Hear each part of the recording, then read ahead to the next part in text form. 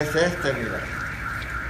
Un día sí y un día no. Y dejé de tomarlo, mira. Entonces prosigo.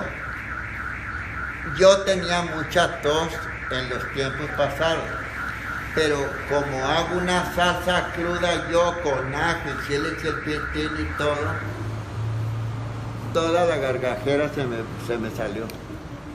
Qué bueno. Y quiero que sepas que yo a las 5 de la mañana me baño con agua helada y estos cargan un escándalo porque ayer, según llovió mucho y que andaba tosiendo y cargan unos mitotazos en las redes sociales. Siéntate, ahora te voy a atender.